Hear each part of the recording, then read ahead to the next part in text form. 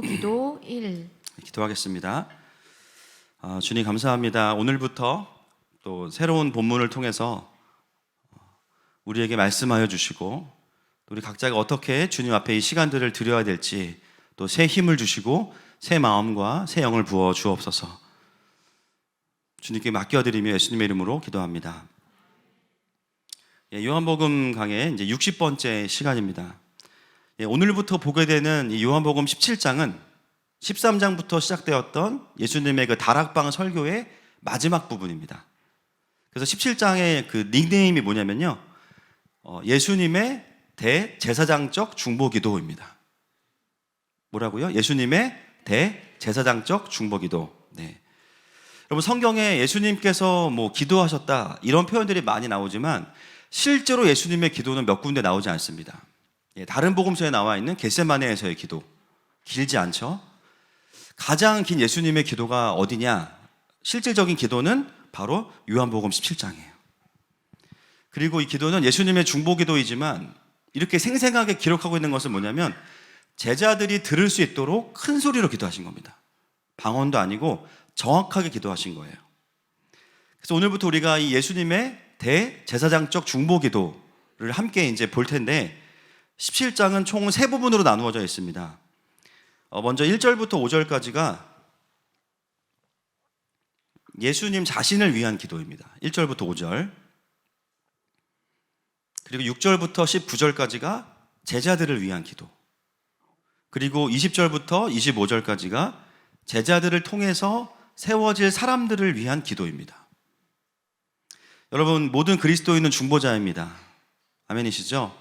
예, 중보라는 말을 이제 제가 속한 교단에서는 잘 쓰진 않아요. 도고기도, 중보자 예수님뿐이다. 그래서 또 이렇게 말 가지고 또 너무 또 뭐라 하지 마시고 하여튼 예수님이 중보자가 되시고 할렐루야. 그 사역에 우리가 동참하는데 모든 그리스도인은 나를 위해서만 기도하는 자들이 아니라 영혼들과 열방을 위해 기도하는 부르심이 있어요. 그래서 우리가 때로는 또 목장 안에서 형제와 자매들의 기도 제목을 듣고 내가 기도할게. 그것도 중보기도 또는 도고기도라고 합니다. 그런데 여러분, 이 중보기도에 있어서 가장 강력한 답안지가 17장입니다. 왜냐하면 유일한 중보자가 되시는 예수님의 중보기도가 들어있어요. 그러니까 중보기도를 말하려면 요한복음 17장을 다루지 않고서는 안 되는 거예요.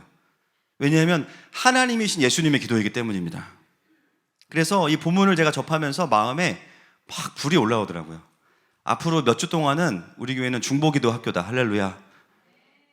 중보기도에 대해서 말씀을 가지고 좀 하나하나의 원리를 우리가 대예배 때 좀 보려고 합니다. 그래서 기대하는 것은 사망 권세가 가득한 이 세상에 하나님의 나라가 임하게 하는 강력한 기도의 용사가 되시기를 축복합니다. 예수님의 중보기도는 완전히 하나님의 마음과 일치하는 기도예요. 그래서 정답인 거예요.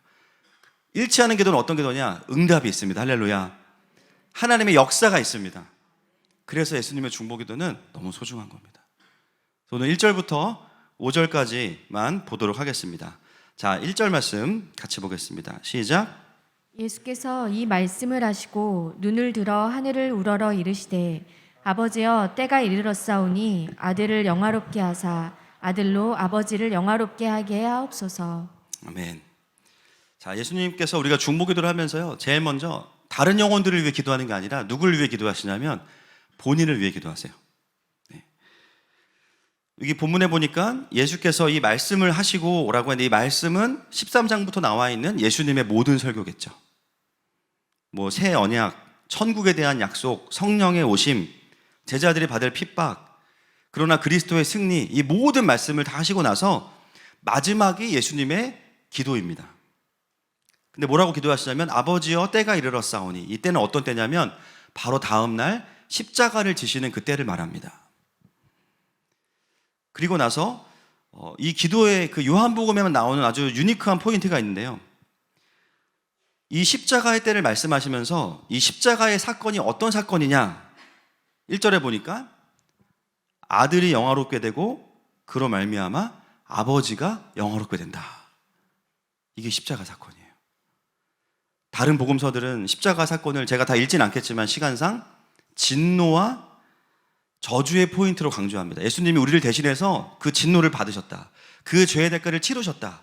이게 다른 복음서의 주된 포인트라면 요한복음의 포인트는 뭐냐면 이 십자가 사건이야말로 하나님 아버지가 영광을 받으시는 사건이다. 영광의 신학이 요한의 신학입니다. 히브리서 12장 2절 말씀 같이 읽겠습니다. 시작. 믿음의 주요 또 온전하게 하시는 이인 예수를 바라보자.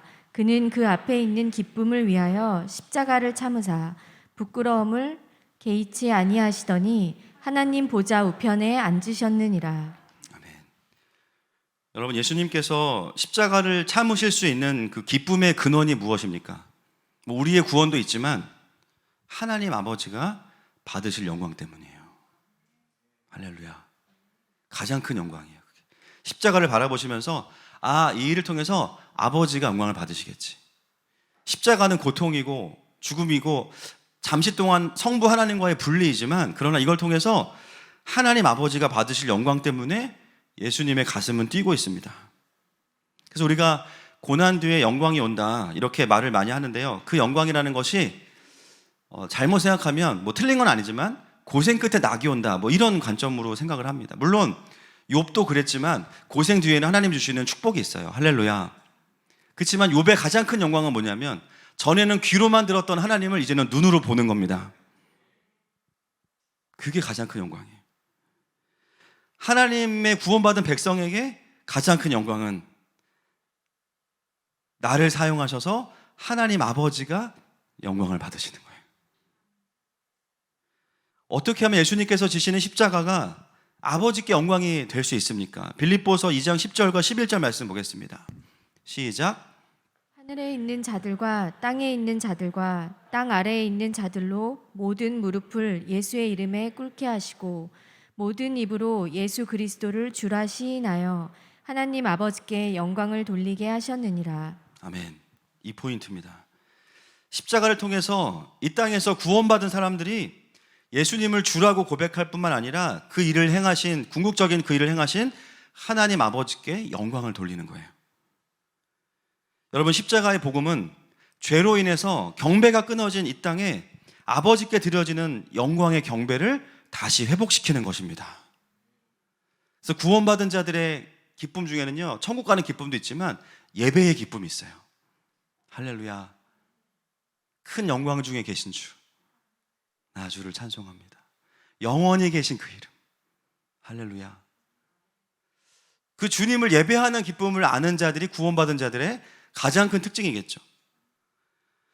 오늘 예수님의 그 대제사장적 중보기도의 시작은 뭐냐면 결국은 강력한 경배입니다. 결국은 십자가를 통해서 이 땅에 끊어졌던 경배가 회복되는 것입니다. 그래서 여러분, 강력한 중보자, 하늘을 열고 하나님의 나라가 오게 하는 중보자는 어떤 사람이냐면 첫 번째가 강력한 예배자인 거예요. 거기서부터 하늘의 중보가 시작이 됩니다. 여러분, 오늘 1절 말씀에 보면 예수님께서 경배하고 있다는 것을 알 수 있는 액션이 있어요. 그게 뭘까요? 1절 말씀에 하늘을 우러러요. 나는 기도할 때 고개 숙이는데 괜찮습니다. 꼭 그걸 의미하는 건 아니지만 하늘을 우러러라는 표현, 자신의 얼굴을, 요즘 우리가 민수기 새벽 예배 때 보고 있는데 정말 은혜가 돼요. 민수기라는 말이 카운트라는 말도 있지만 얼굴을 들다. 하나님은 누구를 카운트하시냐? 하나님을 향해서 얼굴을 드는 사람들. 할렐루야. 그게 경배입니다. 예수님 어떻게 하세요? 그 민수기의 백성들처럼 하늘을 우러러 고개를 드십니다. 무엇을 보십니까? 가을 하늘. 너무 좋죠? 이야, 좋다. 천고마비, 그죠? 몸은 마비되고 막 그런, 예. 가을 하늘을 보는 것이 아니라 예수님이 보시는 것은 그 순간 무엇을 보실까요? 그렇죠. 하나님의 얼굴을 보는 거예요. 파님, 그분의 얼굴을 보는 거예요. 예수님 하나님이시기 때문에 예수님 무엇이 가능하시냐면 곧바로 하나님의 얼굴 앞으로 가실 수 있습니다. 그게 경배입니다. 그래서 그 순간 예수님 스스로가 대제사장 쪽으로 기도하시지만 제일 먼저 뭘 하시냐면 하나님의 얼굴 앞으로 그냥 딱 가시는 거예요. 민수기 6장 25절, 26절 말씀 보겠습니다. 시작. 여호와는 그의 얼굴을 내게 비추사 은혜 베푸시기를 원하며 여호와는 그 얼굴을 내게로 향하여 드사 평강 주시기를 원하노라 할지니라 하라. 아멘. 이번 주 새벽 설교 본문 가운데 또 제가 은혜 받은 말씀인데, 하나님을 대면한 제사장들이 나와서 백성들을 축복하는 축도문이죠. 여러분, 여기에 보면 어디서부터 축복이 시작됩니까? 그의 얼굴이에요. 여호와는 그의 얼굴을 내게 비추사 은혜 베푸시기를 원하며, 여호와는 그 얼굴을 내게로 향하여 드사 평강 주시기를 원하노라. 그분의 얼굴로부터 은혜와 평강이 나오는 겁니다. 여러분, 물론 이것은 실제로 하나님의 얼굴에 있으신 것은 아니에요. 이것은 우리가 알고 있는 것처럼 신인 동형론적 표현입니다. 그러나 하나님의 얼굴은 무엇을 의미하냐면 그분의 본심, 그분의 마음, 그분의 본체를 의미합니다. 그래서 우리가 읽은 민수기 본문을 보면 우리가 만나게 되는 하나님의 얼굴은 어떤 얼굴이에요? 은혜를 베푸시고 평강을 주시는 얼굴입니다. 어떤 분도 그래요. 하나님 화날 때도 있지 않으시냐고. 구약 보면 맨날 죽이시는데, 그럼 그때는 어떤 얼굴이에요? 화난 얼굴이 아니고 화난 얼굴입니까? 예레미야 3장 12절 보겠습니다. 시편도 보겠습니다. 같이 시작. 너는 가서 북을 향하여 이 말을 선포하여 이르라. 여호와께서 가라사대 배역한 이스라엘아 돌아오라. 나의 노한 얼굴을 너희에게로 향하지 아니하리라. 노를 한없이 품지 아니하느니라. 여호와의 말이니라. 시편 13편 1절 시작. 여호와여 어느 때까지니까 나를 영영히 잊으시나이까. 주의 얼굴을 나에게서 어느 때까지 숨기시겠나이까. 주로 하나님의 진노와 심판에 나오는 표현이 뭐냐면요, 얼굴을 가리우신다는 거예요. 그분의 진노의 얼굴을 그대로 우리가 보게 되면 어떻게 돼요? 소멸입니다. 소멸. 그냥 죽습니다. 여러분, 우리가 받는 징계들은 죄에 해당하는 동일한 의미에서의 심판이 아니에요. 훨씬 더 약한 겁니다. 그게 뭐냐? 은혜의 얼굴을 가리시는 거예요. 여러분, 우리의 삶이 힘든 이유는 사망 권세가 허용되어질 때입니다. 근데 그게 언제냐? 그분의 얼굴을 가리우실 때, 은혜의 빛이 사라질 때, 어둠이 우리 가운데 그냥 임하는 거죠. 어둠이 강력해서가 아니라 빛이 없어지기 때문입니다. 하나님께서 우리를 향하여서 은혜의 얼굴을 돌리시기만 해도 우리의 삶은 지옥입니다. 그래서 경배자라는 것은 어떤 의미가 있냐면요, 계속해서 하나님의 얼굴 앞에 있는 거거든요. 그것은 무엇이 가능하다는 거냐면 계속해서 하나님으로부터 오는 은혜와 빛 안에 거하고 있다는 거예요. 여러분, 내 삶에 어떤 어려움과 해결할 수 없는 일들이 올 때, 감당할 수 없는 마음들이 올 때 우리가 왜 예배하고 경배해야 됩니까? 사람의 얼굴을 구하는 것이 아니라 하나님 얼굴 앞에 나아가야 되는 이유는 다른 것이 아니에요. 그 모든 마음을 이길 수 있는 것은 그분의 은혜의 빛밖에 없어요. 그분이 주시는 평강밖에는 없습니다. 그 안에만 생명이 있습니다. 그래서 가장 강력한 예배자들은요, 나의 어떠함을 하나님께 관철시키는 자들이 아니라 하나님의 얼굴을 계속 구하는 사람들이에요.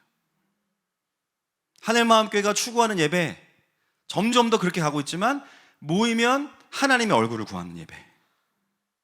우리의 어떠함은 좀 내려놓고 오늘도 주님의 얼굴을 구하고 그분의 빛 안으로 들어가는 예배. 그것이 오늘 예수님께서 우리에게 보여주시는 하늘을 우러러보시는 예배이고 중보자로서의 첫 번째 모습인 것입니다. 사랑하는 여러분, 날마다 저와 여러분이 하나님의 얼굴 앞에서 살아갈 수 있는 복된 삶이 되시기를 축복합니다. 자, 2절 말씀 보겠습니다. 시작. 그래서 아들에게 주신 모든 사람에게 영생을 주게 하시려고 만민을 다스리는 권세를 아들에게 주셨음이로소이다. 2절에 보니까요, 이제 그 기도가 또 깊어지죠. 아버지께서 아들에게 주신 것, 모든 사람에게 무엇을 주시려고? 이 영생은 뭘까요? 3절 읽어보세요. 3절. 죄송합니다. 3절 한번 띄워주세요. 시작. 영생은 곧 유일하신 참 하나님과 그가 보내신 자 예수 그리스도를 아는 것이니라. 아멘. 영생은 불로장생의 개념이라기보다는 예수님을 아는 거예요. 그분 안에만 생명이 있기 때문에. 근데 그 모든 사람에게 영생을 주신다는 것은 모든 사람들이 예수님을 믿게 되는데 그 가운데 주신 게 뭐냐면요, 만민을 다스리는 권세를 아들에게 주셨습니다. 만민을, 따라하겠습니다. 만민을 다스리는 권세. 이걸 원어로 그대로 번역하면 모든 육체를 다스리는 권세입니다. 모든 육체를 다스리는 권세. 하나님의 마음은 만민에게 영생을 주시고 그것에 의해서 권세를 주셨어요. 그래서 기본적으로 경배자들이 갖고 있는, 중보자들이 가지고 있는 마음은 뭐냐면 생명이에요, 생명. 간혹가다 이제 그런 분들 있어요. 좀 중보기도의 본질을 너무 심판으로만 생각하는 분들이 있어요. 다 소돔과 고모라야 막. 여러분, 중보의 본질은 생명을 얻는 것이라면 회개와 돌이킴과 생명과 부흥입니다. 아멘이십니까? 왜냐하면 하나님의 얼굴이 무엇을 우리에게 보여주고 있냐면 은혜와 평강을 주시기 때문에 전쟁 자체가 목표가 아니라는 거예요. 그건 과정이지. 그래서 잘못된 중보의 신뢰가 있어요. 성경에 보면 누가복음 9장 52절부터 54절 보겠습니다. 우리 한번 보고 넘어가겠습니다. 시작.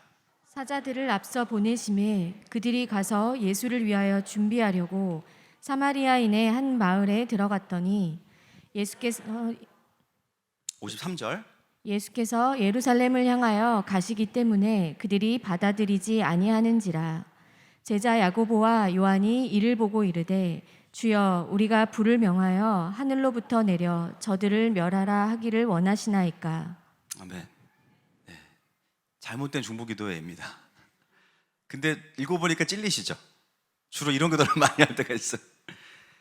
예수님께서 예루살렘으로 가시다가 사마리아를 지나가시는데요, 그들이 예수님을 받아들이지 않습니다. 그때 그걸 보고선 누가 열받아요? 야고보와 요한이 열받았어요. 그렇죠? 우리의 아들.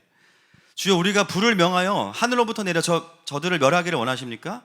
여러분, 이것도 중보기도예요. 하늘로부터 불을 명하여 내리는 거잖아요. 중보기도입니다. 하나님께 무엇인가를 요청해서 사역하겠다는 건데 표면적으로는 굉장히 누구를 위하는 것처럼 보여요.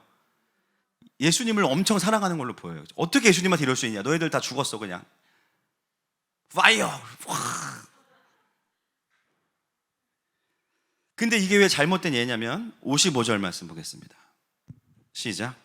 예수께서 돌아보시며 꾸짖으시고. 잘못된 겁니다. 그래서 불이 어디 임했어요? 사마리아가 아니라 야고보와 요한한테 임했어. 그죠? 그리고 함께 다른 마을로 가시니라 되어 있습니다. 이 중보기도는 전문 용어로 나가리입니다. 전혀 예수님의 마음과 합하지 않았고 예수님이 꾸짖으셨어요. 그 뭐냐면 이런 식으로 기도하지 말라는 거예요. 여러분, 사실 야고보와 요한은요, 유대인이기 때문에 사마리아에 대한 좋지 않은 마음이 있어요. 평상시에 안 입고 왔어. 그들은 혼혈이고 부정해요. 그런데 예수님까지 거절해? 이거는 분명한 명분이 생겼다. 여러분, 이거는 중보기도를 가장한, 죄송하지만 분풀이입니다. 분풀이.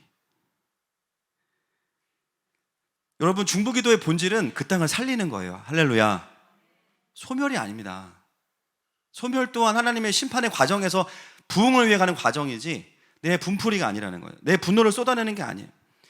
그럼 실제로 중보기도를 분풀이로 쓰시면 안 되는 거예요. 그래서 내가 좋아하는 사람들은 잘못해도 용서해달라고 기도하고, 싫어하는 사람들은 조금 잘못하면 주님 불을 내려주십시오.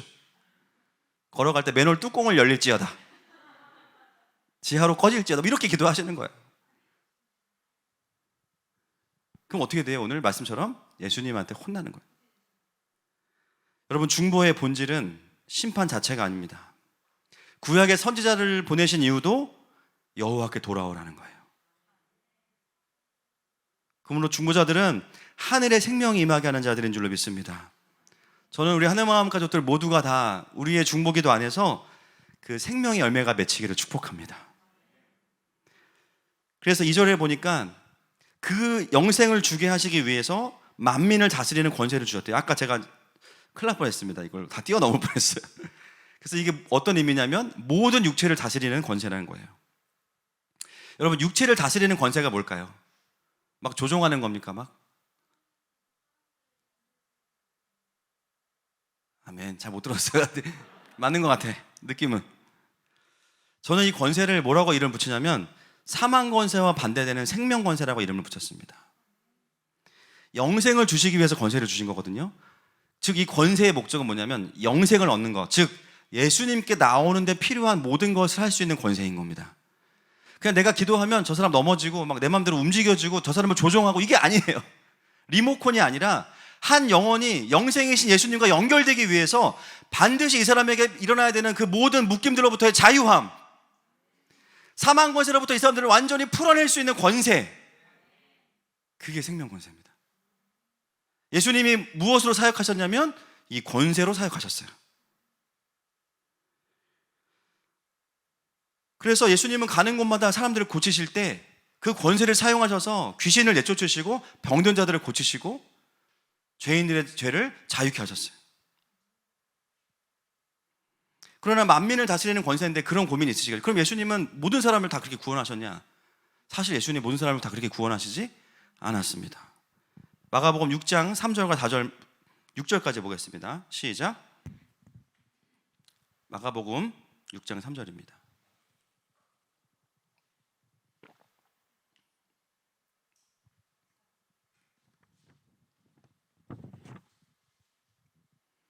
제가 읽겠습니다.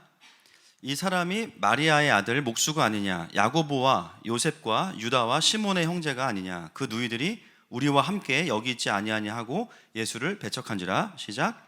예수께서 그들에게 이르시되 선지자가 자기 고향과 자기 친척과 자기 집 외에서는 존경을 받지 못함이 없느니라 하시며 거기서는 아무 권능도 행하실 수 없어 다만 소수의 병자에게 안수하여 고치실 뿐이었고 그들이 믿지 않음을 이상히 여기셨더라. 이에 모든 촌에 두루 다니시며 가르치시더라. 아멘. 왜 모든 사람들을 다 예수님께로 데려가실 수 있지만 그렇게 하지 않으셨어요? 믿지 않는 사람들, 교만한 사람들, 그리고 때가 아닌 사람들이 있어요. 예수님은 이스라엘에 계시면서도 모든 사람을 다 고치신 게 아니에요. 그래서 하나님의 경륜 안에서 그 사역들을 감당하신 겁니다. 여러분, 오늘 이 2절의 말씀은 우리에게 너무 중요한 중보기도이자 예배이자 우리를 자유케 하는 원리예요. 여러분, 우리는 예수님과 연결되기 위해서 우리를 묶고 있는 모든 것을 향해서 예수의 이름으로 생명 권세를 사용할 수 있습니다. 그게 중요한 겁니다. 반대로 세상은 우리가 예수님께 가지 못하도록 우리를 두려움에 묶어두거나 하나님으로부터 오지 않는 마음에 묶어둬요. 그게 사망 권세입니다. 분리시켜놓고 묶어놓고 끊어놓습니다. 이때 우리가 사용해야 되는 게 뭐냐면 생명 권세입니다. 내 안에 예수님과 연결되지 못하게 하는 그 공격과 방해들을 향해서 간구가 아니라 선포하는 것입니다. 오늘도 내가 예수님과 깊이 연결되지 못하게 하는 모든 어둠의 권세들은 끊어질지어다. 내 안에 모든 묶임들은 끊어질지어다. 모든 두려움과 놀림들은 떠나갈지어다. 때로는 우리의 육신을 향해서도 명령할 수 있어야 돼요. 어떤 분들은요, 멀쩡하다가 예배만 가려고 하면 배가 아파요. 뭘 드셔서 그래, 예배 전에. 근데 그게 상한 거야. 그런 건 괜찮아. 약 드시면 돼요. 약손 하시면 돼요. 그러나 아무 이유 없이 뭔가 예배하려고 하면, 뭔가 하나님께 깊이 들려고 하면 사단이 몸을 치는 분들이 계세요. 여러분의 몸을 향해서 명령하십시오. 내 몸의 모든 연약함들은 하나님의 사명 앞에서 온전케 될지어다. 영을 따라가게 될지어다. 놀랍게도 이 생명 권세가 사망 권세를 이깁니다. 어디를 향해 가게 만들어요? 영생을 향해, 예수 그리스도를 향해서 가게 만들어요.